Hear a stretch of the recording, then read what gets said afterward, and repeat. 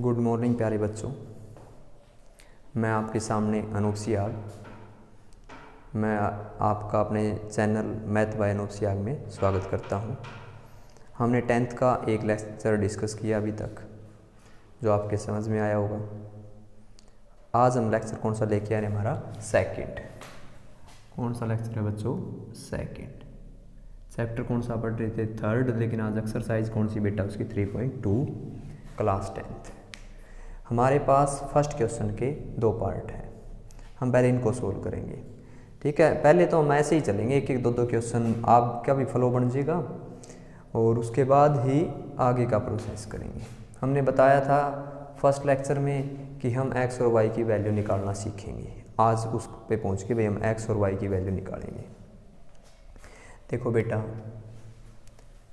Question है 10 students of A class 10 है ये, took part in A mathematic quiz. 10th class में कितने बच्चे बेटा? 10। किस में पार्टिसिपेट किया उन्होंने? एक क्विज में। तो टोटल बच्चे 10। अब इस 10 में क्या इसने और क्या बोला? If the number of girls is 4 more than the number of boys. और एक बात और कह दी कि गर्ल्स की संख्या लड़कों से 4 ज़्यादा है। लेकिन हम हमारा जो चैप्टर का नाम है pair of linear equation in 2 variable. Pair of linear equation in 2 variable, ठीक है। जोड़ा बनाएंगे। अब बेटा बच्चे कितने? 10। इसमें बॉयज़ भी है गर्ल्स भी, हमें नहीं पता, लेट कर लेते हैं। लेट नंबर ऑफ बॉयज़, ठीक है, x। Let number of girls y, ठीक है। बॉयज़ कितने? नंबर ऑफ बॉयज़ कितने हो गए? x। नंबर ऑफ गर्ल्स कितने हो गए आपके पास? y। बेटा टोटल कितने? 10। टोटल का मतलब बेटा दोनों का सम। x प्लस y बेटा किसके इक्वल लिखूंगा मैं? 10 के इक्वल लिखूंगा। एक इक्वेशन बन गई, ठीक है। आगे पढ़े हम। और क्या है? If the number of girls is 4 more than the number of boys. लड़कियां 4 ज़्यादा है लड़कों से। तो इसको कैसे लिखें? अब एक बात बताओ, आप किसी को ये कह दो एक राम है और एक श्याम है, ठीक है। राम श्याम को ये कह रहा कि तेरे वाले से मेरे पास 5 रुपये ज़्यादा है। कितने रुपए ज़्यादा है? 5। ना हमें राम के पता ना हमें श्याम के पता, लेकिन राम को हमने x मान लिया और y ये मान लिया। कौन कह रहा है ज़्यादा है बेटा? राम। राम ये कह रहा है श्याम से तेरे से कितने रुपए ज़्यादा है बेटा? 5 रुपये ज़्यादा है। भाई तेरे से 5 रुपये ज़्यादा है मेरे पास। तो कैसे लिखेंगे इस बात को? किसके रुपए ज़्यादा है? राम के। किससे? श्याम से। कितने? 5। तो राम वाले में से जब श्याम के रुपए घटाएंगे तो हमें कितने मिलेंगे बेटा? 5। जैसे राम के पास 15 होते और श्याम के पास 10 है, तभी तो कह रहा 5 ज़्यादा है। लेकिन अब तो हमने बेटा इसको क्या मान रखा? x और इसको क्या मान रखा बेटा? y। तो राम वाले में से श्याम के माइनस करेंगे तो क्या आएगा? 5 आएगा। ये बात समझ में आ गई? तो क्वेश्चन पे देखो, if the number of girls is 4 more than the number of boy. Girls ज़्यादा है, लड़कियां ज़्यादा है। लड़की को किससे माना है बेटा? y से। तो बेटा यहाँ पे क्या लिखेंगे? y minus x। ये लड़कियों की संख्या, ये लड़कों की संख्या। गर्ल्स में से बॉय क्या कर दिए? माइनस। और कितने हैं बेटा? कितने ज़्यादा है? कितने ज़्यादा है? 4। कितने ज़्यादा है? 4। एक इक्वेशन आपके पास ये होगी, एक इक्वेशन आपके पास ये होगी, ठीक है बेटा। हमारे पास x प्लस वाई दोनों इक्वेशन होगी। आज हम इसको सोल्व करेंगे। हम सिंपल एडिशन पे चलेंगे। इस इक्वेशन को मैं रीअरेंज कर लेता हूँ। मैं x प्लस वाई है, चाहे इसको क्या कहते हैं y प्लस एक्स। ठीक है, दोनों इक्वेशन को सिंपली क्या कर लेंगे बेटा, ऐड कर लेंगे। हमारे पास आगे मेथड भी आएंगे इनको ऐड करने के, लेकिन 9th में भी सोल्व करते थे। x से x बेटा जब सिंपल ऐड करेंगे, y में y ऐड करें बेटा 2y, और x में x ऐड करेंगे तो बेटा 0। 10 और 4 कितना हो गया बेटा 14। बेटा y की वैल्यू कितनी आ गई 14/2। y कितना आ गया बेटा 7। y बेटा किसको बोला था, गर्ल्स को, क्योंकि क्वेश्चन में पता ही तो चल गया था गर्ल्स ज़्यादा है। अब बॉयज़ की बात करें बेटा, किसकी बात करें, बॉयज़ की। बॉयज़ को क्या मान रखा बेटा x। हम जो ये वैल्यू आती है किसी भी एक इक्वेशन में पुट कर सकते हैं। यहाँ पर पुट कर दें बेटा, y plus x is equal to क्या है 10। y की वैल्यू कितनी है बेटा 7। 7 plus x is equal to क्या है 10। x की वैल्यू बेटा 10 माइनस 7 कितना आ गई 3। x कितना आया बेटा 3 आया। x क्या है बॉयज़, तो क्लास में बॉय तो कितने हैं 3, और गर्ल्स बेटा कितनी है 7। वो बात सही नहीं कही थी कि लड़कियां लड़कों से 4 ज़्यादा है। आंसर आने के बाद आप खुद चेक कर सकते हो। लड़कियां तो 4, गर्ल्स तो 4, लड़के कितने भाई 3, 7 में से 3 गया तो कितना बचेगा बेटा 4। बात वही थी। Find the number of boy and number of girls who took part in the quiz. ये तो हो गया। अगर इसका ग्राफ भी बनाना होता बेटा, अगर मैं इसके किसी एक के ग्राफ की बात करूं बेटा, x प्लस वाई बेटा क्या है 10। हम फर्स्ट अक्सर इसके फर्स्ट लेक्चर में डिस्कस नहीं किया था हमने, जैसे लेट किया था बेटा, हम x की वैल्यू 0 रख लें। जब मैं इसमें x 0 ही रख दूंगा तो x का तो नामो निशान खत्म हो गया। y कितना आएगा बेटा 10। अगर मैं y की वैल्यू 0 रखूँगा तो बेटा x कितना आएगा 10। अगर मैं x की वैल्यू 4 लूँगा बेटा तो y कितना आएगा बेटा 10 में से 4 गया 6। x भी आ गया बेटा, और क्या आ गया आपके पास y भी आ गया। ये सारे किस पे ड्रा करेंगे, ग्राफ पेपर पे। ठीक है, जो जो पॉइंट आएंगे ग्राफ पे तो पॉइंट प्लॉट करने आते हैं ना, जैसे यहाँ तक, जैसे बेटा 5 हो गया, ये 10 हो गया, x 0 y 10 बेटा ये आ गया। लेकिन ग्राफ में ऐसे छोटे छोटे पॉइंट होंगे आपके पास। ठीक है, 5 6 7 8 9 10 बेटा, 1 10 तक का हमने यहाँ पे ले लिया। ग्राफ तो है नहीं, लेकिन आपके पास ग्राफ पेपर होगा तो उसमें ऐसे कर सकते हो। एक पॉइंट ये आ गया बेटा x 4 और y 6 बेटा, x 4 और y 6। ठीक है, यहाँ पे आएगा। जब हम इन तीनों पॉइंट को ज्वाइन करेंगे तो एक स्ट्रेट लाइन बनेगी। अगर किसी की स्ट्रेट लाइन नहीं बनी तो ये मत सोचना क्वेश्चन गलत था, आपकी वैल्यू गलत है बेटा। स्ट्रेट लाइन नहीं बनी यहाँ से, क्वेश्चन गलत नहीं है, आपकी वैल्यू गलत हो गई है, आपने वो चेक करनी पड़ेगी। ये क्वेश्चन आ गया समझ में, हमारा फर्स्ट क्वेश्चन का फर्स्ट पार्ट था। आगे बढ़े तो हम कौन सा क्वेश्चन करें, इसी का second part. 5 pencil and 7 pen cost together, जो इनकी टुगेदर कॉस्ट है 50 है।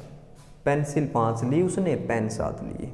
कितने पेंसिल ली बेटा उसने 5, पेन कितने बेटा 7, टोटल खर्चा कितना हो गया बेटा उसका 50। अब आपको ये पता है पेंसिल की कॉस्ट कितनी, तो मानना पड़ेगा पेंसिल कितने की आई होगी, ये पता ही नहीं कितने के, दोनों के कितने 50। लेट पेंसिल कॉस्ट कितनी है बेटा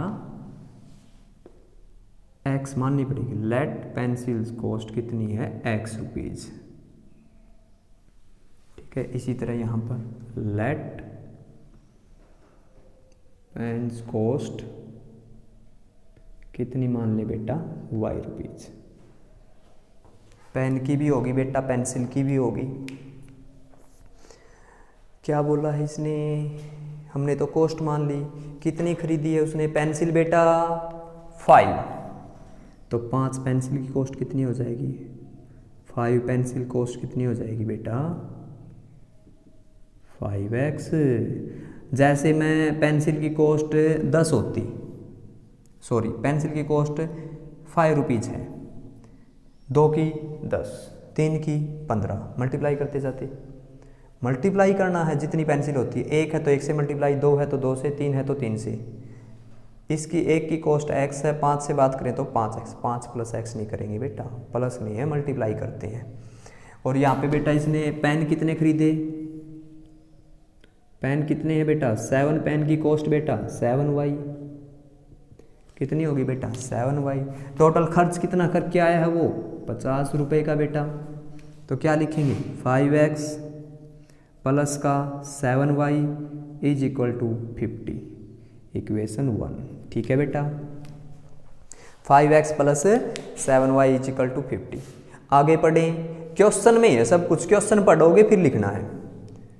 वेयर 7, ठीक है, where 7 pencil and 5 pen together cost 46। अगर वो कहता 7 पेंसिल और 5 पेन, 7 पेंसिल के हिसाब से कॉस्ट क्या हो जाएगी बेटा, 7 पेंसिल की देखो, 7 पेंसिल की कॉस्ट कितनी बनेगी बेटा 7x।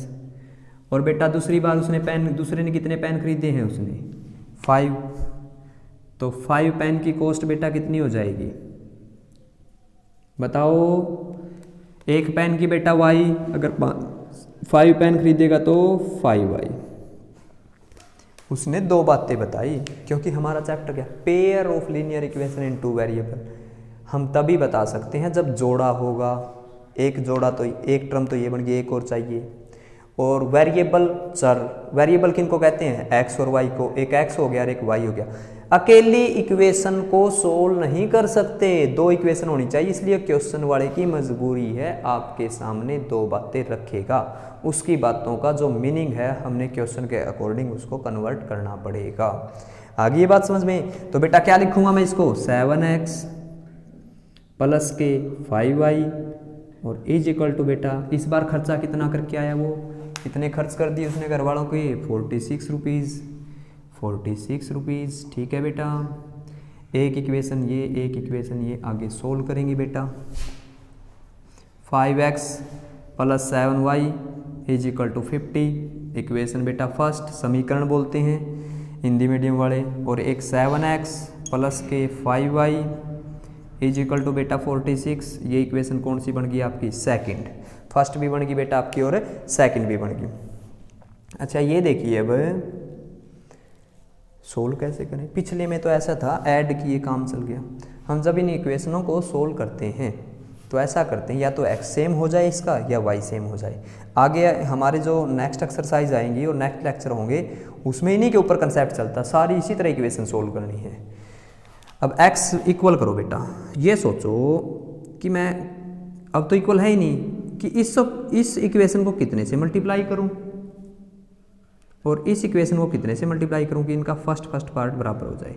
कुछ इक्वेशन तो ऐसे होते सिंपल पता चल जाता, नहीं तो क्या करना आपने, इस वाले कोफिशिएंट को तो इससे मल्टीप्लाई कर दो और इस वाला जो मल्टीपल है वो इससे कर दो, पूरी इक्वेशन को मल्टीप्लाई कर दो बेटा।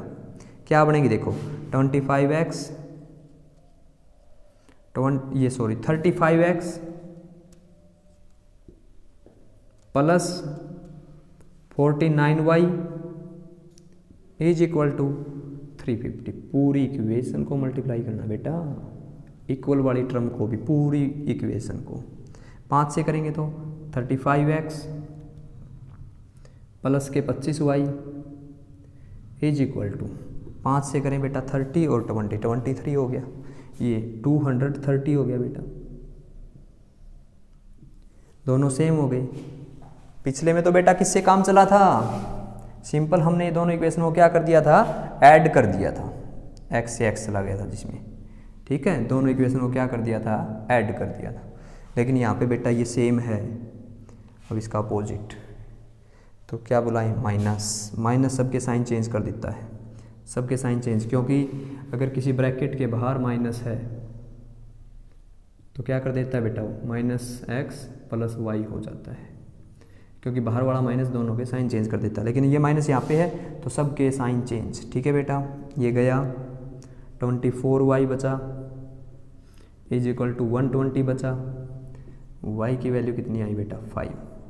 ये 24 इसके किस में चला जाएगा बेटा, डिवाइड में, 24 किस में चला जाएगा, डिवाइड में, ठीक है। 2 से कट कर लेना, 12 की टेबल पे कट कर लेना, 12 से कट करेंगे 2 आएगा, ये बेटा 10 आएगा, 2 से कट करेंगे बेटा 5 आ जाएगा, y कितना आ गया 5।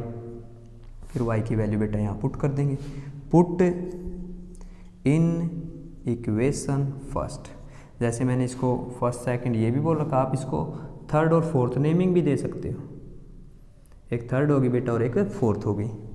तो बेटा देखो y की जगह मैं कितना रख दूंगा 5x 7, y की जगह बेटा 5 इज इक्वल टू 50, 5x बेटा प्लस 35 50, 15 रह जाएगा 50, कैसे 50 में से बेटा 35 चला गया, 15 बचा 5x, x की वैल्यू कितनी आ जाएगी 3, x की वैल्यू बेटा कितनी आएगी 3, x भी आ गया आपके पास बेटा, y भी आ गया। x किसकी कॉस्ट है बेटा, x किसको बोला था पेंसिल को, पेंसिल की कॉस्ट बेटा 3 रुपीज़। y बेटा किसको बोला था, y 5 आया है, y किसको बोला था पेन को, तो इसकी कॉस्ट बेटा 5 रुपीज़। आपका आंसर आ गया। आपने इसका ग्राफ भी बनाना है, ग्राफ जैसे ये बताया था और फर्स्ट लेक्चर में भी आपको बताया था, ठीक है। ये क्वेश्चन आए होंगे समझ में, क्वेश्चन साथ साथ लिखना पड़ता है स्टार्टिंग में भाई, इसलिए आपके लिए लिख रहा हूँ, नहीं तो मैं तो पढ़ के बना देता। क्वेश्चन लिखा, क्वेश्चन को आप पढ़ोगे जैसे मैंने पढ़ा ना वैसे ही आप पढ़ना, फिर आपको साथ के साथ इक्वेशन बनने लग जाएगी, ठीक है। तो ये 2 क्वेश्चन हो गए, 2 क्वेश्चन हो गए आपके पास भाई इसके फर्स्ट के। आगे हम नेक्स्ट क्वेश्चन करेंगे। देखो भाई पहले के 2 पार्ट हो गए, आगे हमारे पास जो इसका सेकंड क्वेश्चन है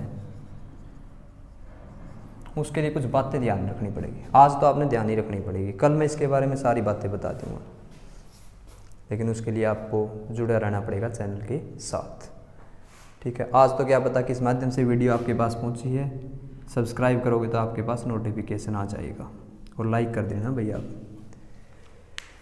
इंटरसेक्टिंग पैरेलल कोइंसिडेंट, ठीक है। हिंदी मीडियम वाले प्रतिच्छेदित, इंटरसेक्ट करना एक दूसरे को, कोई चीज़ इंटरसेक्ट कर गई, इसको इंटरसेक्शन बोलते हैं। पैरेलल समानांतर, 2 लाइनें समानांतर है। कोइंसिडेंट संपाती, 2 लाइनें एक दूसरे के ऊपर, ठीक है। 2 लाइनें लिख दी भाई मैंने ये, लेकिन ये लाइनें एक दूसरे के ऊपर है। जिस तरह से पहली लाइन आपके पास अगर ये है, दूसरी लाइन भी बिल्कुल इसके ऊपर है, और लाइन की हम जो विड्थ है वो तो मानते नहीं, नेग्लिजिबल लेके चलते हैं, तो यहाँ पर इसका मतलब 2 लाइनें कोइंसिडेंट। क्या बता रहा हूँ, ये कई सोच रहे हैं भाई ये 1/2 क्या लिख दिया, हमने क्वेश्चन सोल्व करी ना पिछला में, उसमें x की वैल्यू आई थी, y की वैल्यू आई थी भाई। जैसे गर्ल्स की संख्या 7 आई, बॉयज़ की कितनी आई भाई 3 आई, ठीक है। पेंसिल की कॉस्ट आई, पेन की कॉस्ट आई। ये कहता है जब हम इक्वेशन सोल्व करते हैं x और y की कुछ वैल्यू आती है। अब वैल्यू किन किन की आएगी, जिन इक्वेशनों को हम डायरेक्ट ही बता देंगे कि इसका आंसर होगा या नहीं होगा, जिस इक्वेशन में हम कंपेयर करेंगे a1/2 b1/2, ये क्या है ax plus by plus c is equal to 0। क्या है इसका मतलब 3x 4y minus 7 is equal to 0। ये a है, ये इसका b है, ये इसका क्या है c है। बेटा क्या बताया फिर से सुनो, a कितना है 3, b कितना है 4, c कितना है 7, इनको कहते हैं। ये तो एक इक्वेशन है, जब 2 आ जाएगी तो एक वाले को a1, एक वाले को b1, एक वाले को c1। मतलब क्या है, इक्वेशन सोल्व करने से पहले ही हम ये बता देंगे इसके कितने आंसर आएंगे।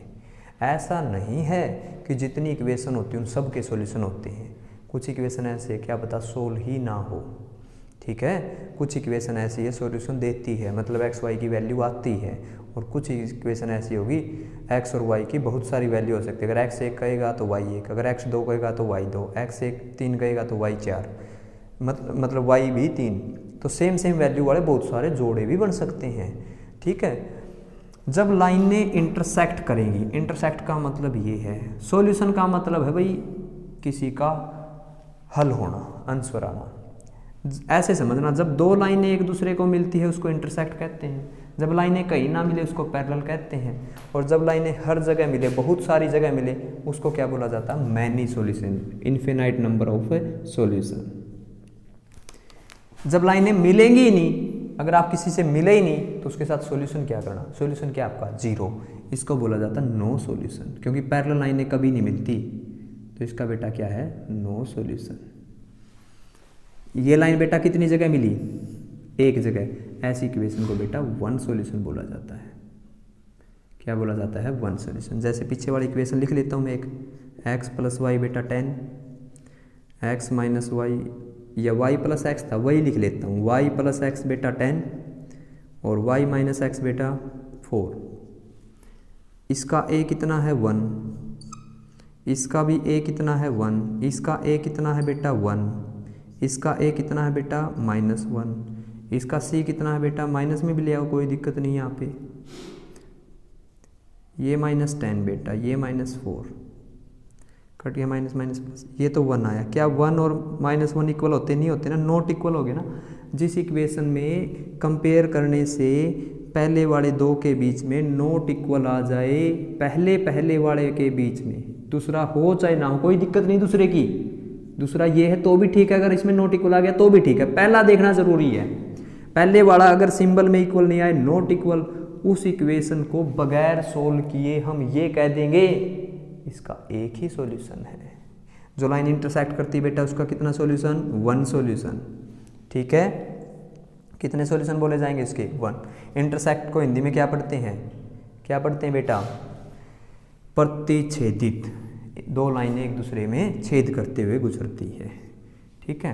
पैरेलल को क्या बोलते हैं बेटा? समानांतर। वन सॉल्यूशन को क्या बोलेंगे भाई? एक हल है। हिंदी मीडियम वाले क्या पढ़ेंगे? एक हल है।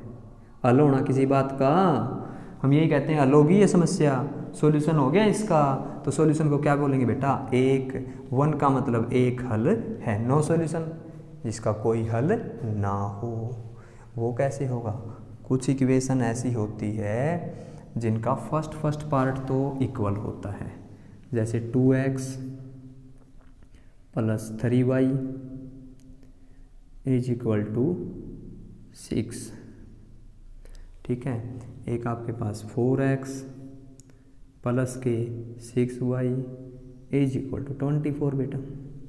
जैसे मैं इसका कंपेयर करूँ, इसका a बेटा 2, इसका a बेटा 4, बेटा इसका a 2 यही बताया ना, और इसका a 4, इसका ये b होता है b 3, और इसका b बेटा 6, इसका c बेटा माइनस भी ले सकते हो, उधर ही रख लो आप, 6/24। अगर बेटा मैं इसको कैंसिल करने के बाद देखता हूँ, यहाँ पे 1/2 आया, और इसमें बेटा 1/2 आया, और इसमें 1/4 आया। ये नोट इक्वल आ गया। जिसके पहले दो इक्वल आ जाए ना, इक्वल आ जाए, पहले के ऊपर पहला कट गया, इंटरसेक्ट हो गया, पहला इक्वल आ गया, उस इक्वल को थोड़ा सा बड़ा बना लो। क्या नजर आई? Parallel line. और पैरेलल लाइन का क्या होता है? No solution. इस इक्वेशन को बगैर सोल्व करे हम ये बता देंगे इसका कोई भी सॉल्यूशन नहीं है। क्यों कह रहा हूँ मैं ये? जब आप इसको सोल्व करोगे ना, जैसे 2 से मल्टीप्लाई कर लेते हैं इसको, 2 से मल्टीप्लाई करोगे तो 4x प्लस बेटा 6y 12, 4x प्लस 6y 24। जब मैं माइनस करूँगा ना, दोनों ही खत्म हो गए, दोनों ही यहाँ से कैंसिल हो गए बेटा, सेम थे, बचा ही नहीं x y, तो क्या आ जाएगा? No solution. पहला इक्वल कट गया, इंटरसेक्ट, पहला इक्वल बच गया, बस पहला बच गया तो बड़ा बना लो पैरेलल लाइन, जिसमें पहला इक्वल भी बचे, दूसरा भी बचे, दोनों बच जाए। कितने इक्वल हो गए? बहुत सारे हो गए। ऐसे सोचना, ऐसे ही याद रखना, आपने बुक में नहीं लिखा हुआ। एक और एक कितने इक्वल हो गए बेटा? 2 इक्वल हो गए, बहुत सारे इक्वल हो गए, तो क्या बोलेंगे उसको? बहुत ज़्यादा को क्या बोलेंगे? मैनी को क्या कहते हैं? Infinite number of A solution. कैसे कह रहा हूँ? एक एग्जांपल देखिए, 9/18, 3/6, 12/24। ये इसका a बेटा, ये इसका a, ये इसका b, ये इसका b, ये इसका c, ये इसका c। अगर कोई बच्चे सोचते उधर था, किसी में इधर था, अगर आप इधर लेके भी आओगे ना इसको, तो बेटा माइनस के हो जाना ये, और जब माइनस से माइनस आएगा तो वो क्या हो जाएगा, कैंसिल हो जाएगा। देखो बेटा 9 1 ये 2 पे आ गया, ये 1/2 आ गया बेटा, ये 1/2 आ गया। इसमें कितने इक्वल आ गए, बहुत सारे।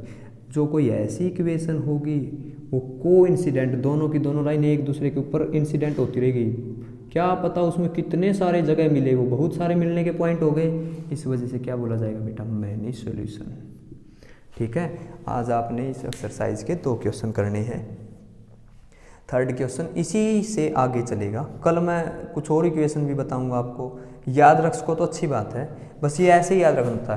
पहला इक्वल कट गया, इंटरसेक्ट हो गया, पहला इक्वल बच गया, पैरेलल हो गया, बहुत सारे इक्वल हो गए, मैनी सॉल्यूशन।